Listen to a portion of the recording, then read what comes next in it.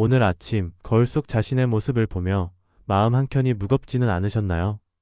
손을 들어 팔을 들어 올릴 때 예전보다 힘이 빠진 느낌. 의자에서 일어날 때 허벅지가 무겁게 느껴지고 계단을 오를 때 숨이 차는 경험. 이런 변화가 단순히 나이 때문이라고만 생각하시나요? 많은 시니어 분들이 느끼는 바로 그 문제. 근육량이 서서히 줄어드는 현상입니다. 근육은 우리 몸의 엔진과 같습니다. 엔진이 약해지면 자동차가 움직일 수 없듯이 근육이 줄어들면 몸이 쉽게 지치고 균형을 잃기 쉽습니다. 사례 하나, 20년간 회사 생활을 하던 김 씨는 퇴직 후 시간을 주로 집에서 보내기 시작했습니다. 아침 저녁으로 가볍게 산책을 하던 습관도 점점 줄어들고 식사 또한 밥과 국, 반찬 조금으로만 채웠습니다. 처음에는 별다른 불편함을 느끼지 못했지만 몇 달 지나자 의자에서 일어날 때 손으로 몸을 밀어야 했고 계단 두세 개 오르는 것도 숨이 차 힘들었습니다. 의사에게 진단을 받았을 때 근육량은 같은 나이대 평균보다 15%나 줄어 있었습니다. 사례 둘, 박 씨는 평생 가족을 위해 집안일에 힘썼습니다. 남편과 아이가 모두 독립한 후 식사 준비는 간단하게만 하고 자신을 위한 운동이나 단백질 섭취는 거의 하지 않았습니다. 결과는 명확했습니다. 오전과 오후 하루에도 여러 번 허리가 뻐근하고 무릎이 시큰거렸으며 작은 넘어짐에도 쉽게 다치곤 했습니다. 팍 씨가 경험한 것은 근육뿐 아니라 뼈와 면역력까지 약해지는 현상. 근육이 줄면 균형을 잃기 쉽고 면역력 또한 떨어지기 때문에 작은 상처에도 회복 속도가 늦어집니다. 사례 셋, 이 씨는 평생 고기를 좋아했지만 소화가 어려워 자연스럽게 식단에서 단백질 섭취를 줄였습니다.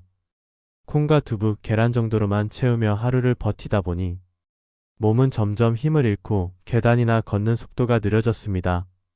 특히 허벅지 근육이 약해지면서 외출 자체가 부담스러워졌습니다.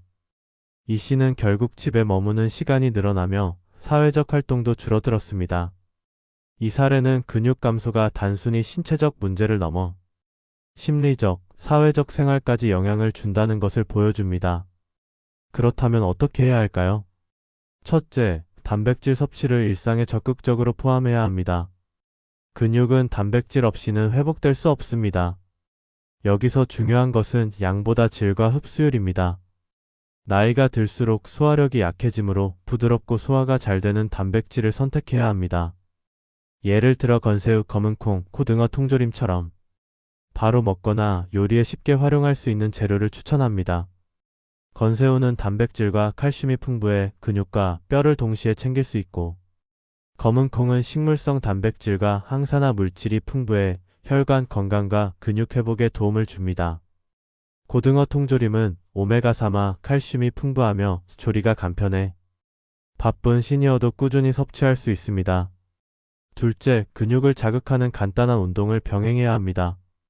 운동이라고 해서 헬스장에 가거나 무거운 기구를 다루는 것이 아닙니다.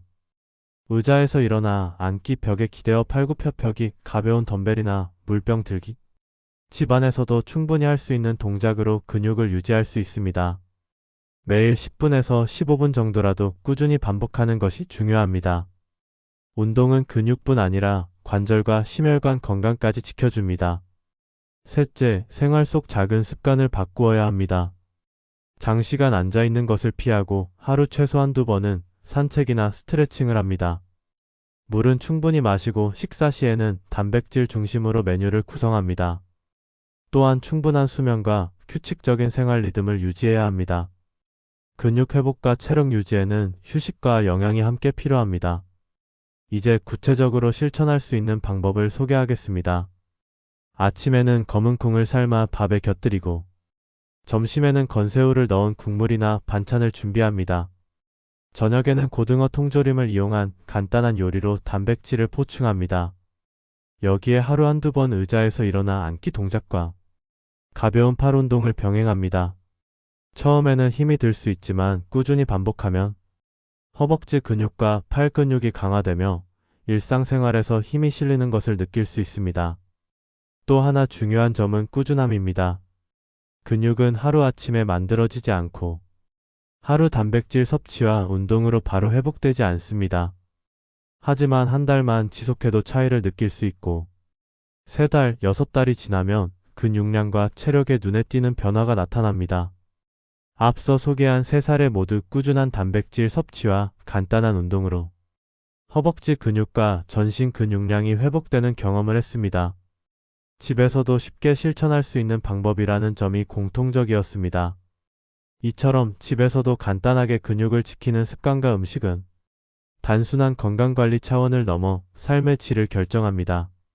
힘이 있으면 일상생활이 수월하고 넘어질 걱정이 줄어들며 자신감과 활력이 생깁니다. 또한 사회적 활동에도 적극적으로 참여할 수 있어 심리적 만족감과 행복감까지 증가합니다.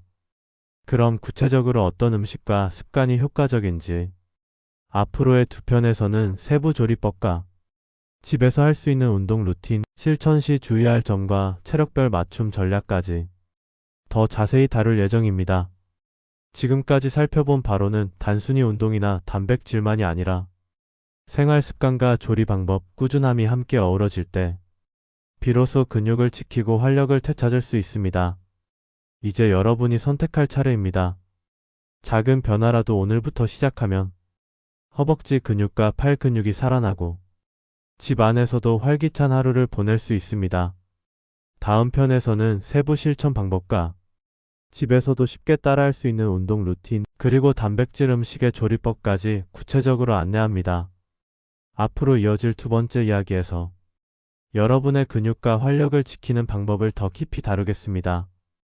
오늘 아침 거울 속 자신의 모습을 보며 마음 한켠이 무겁지는 않으셨나요? 손을 들어 팔을 들어 올릴 때 힘이 빠진 느낌, 의자에서 일어날 때 허벅지가 무겁게 느껴지고 계단을 오를 때 숨이 차는 경험, 이런 변화가 단순히 나이 때문이라고만 생각하시나요? 많은 시니어 분들이 겪는 바로 그 문제는 근육량이 서서히 줄어드는 현상입니다. 근육은 우리 몸의 엔진과 같습니다. 엔진이 약해지면 자동차가 움직일 수 없듯이 근육이 줄어들면 몸이 쉽게 지치고 균형을 잃기 쉽습니다. 첫 번째 사례로 김 씨를 소개합니다. 20년간 회사 생활을 하던 김 씨는 퇴직 후 주로 집에서 시간을 보내기 시작했습니다. 아침, 저녁으로 가볍게 산책하던 습관도 점점 줄어들고 식사 또한 밥과 국, 반찬 조금으로만 채웠습니다. 처음에는 별다른 불편함을 느끼지 못했지만 몇 달 지나자 의자에서 일어날 때 손으로 몸을 밀어야 했고 계단 2-3개 오르는 것도 숨이 차 힘들었습니다. 의사에게 진단을 받았을 때 근육량은 같은 나이대 평균보다 크게 줄어 있었습니다. 2번째 사례는 박 씨입니다. 평생 가족을 위해 집안일에 힘썼지만 남편과 아이가 모두 독립한 후 식사 준비는 간단하게만 하고 자신을 위한 운동이나 단백질 섭취는 거의 하지 않았습니다. 결과적으로 오전과 오후 하루에도 여러 번 허리가 뻐근하고 무릎이 시큰거렸으며 작은 넘어짐에도 쉽게 다치곤 했습니다. 박 씨가 경험한 것은 근육뿐 아니라 뼈와 면역력까지 약해지는 현상이었습니다. 근육이 줄면 균형을 잃기 쉽고 면역력 또한 떨어지기 때문에 작은 상처에도 회복 속도가 늦어집니다. 3번째 사례는 이 씨입니다. 평생 고기를 좋아했지만 소화가 어려워 자연스럽게 식단에서 단백질 섭취를 줄였습니다. 콩과 두부, 계란 정도로만 채우며 하루를 버티다 보니 몸은 점점 힘을 잃고 계단이나 걷는 속도가 느려졌습니다. 특히 허벅지 근육이 약해지면서 외출 자체가 부담스러워졌고 집에 머무는 시간이 늘어나며 사회적 활동도 줄어들었습니다. 이 사례는 근육 감소가 단순히 신체적 문제를 넘어 심리적, 사회적 생활까지 영향을 준다는 것을 보여줍니다. 그렇다면 어떻게 해야 할까요?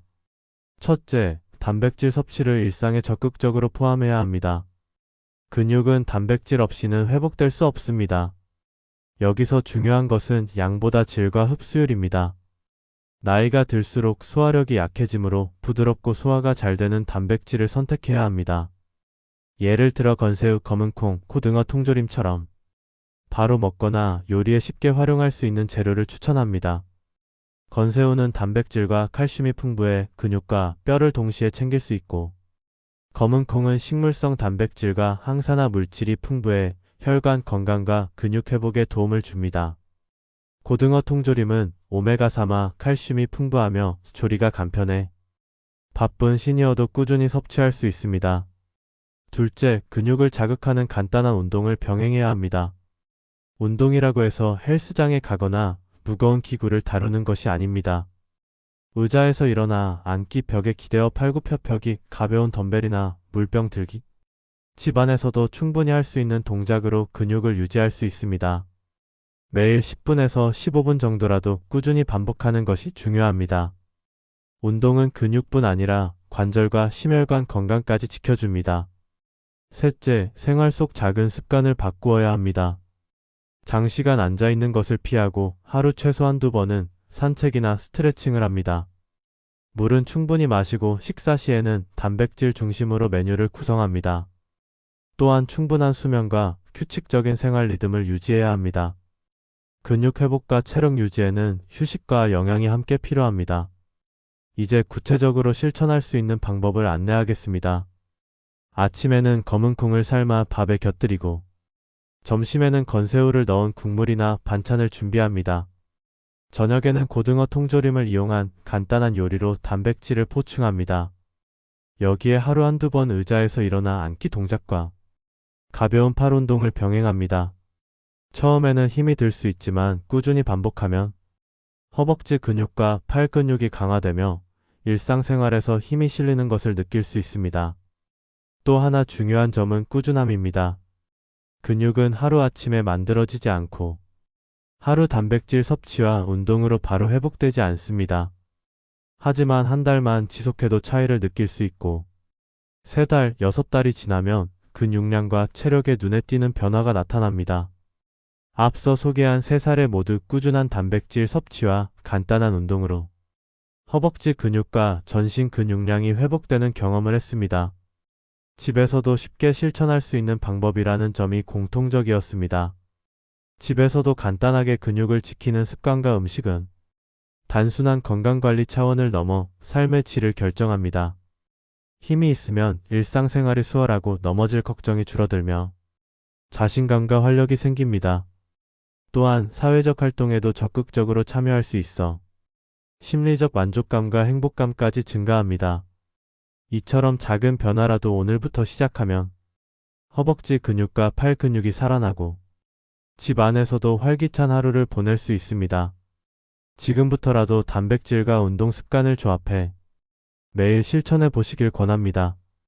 오늘 영상이 도움이 되셨다면 좋아요 버튼을 눌러주시고 댓글에 여러분이 실천하고 있는 습관이나 질문을 남겨주세요. 함께 의견을 나누며 서로를 응원하는 공간이 되기를 바랍니다. 여러분의 경험과 질문 하나하나가 다른 시니어 분들에게도 큰 힘이 됩니다.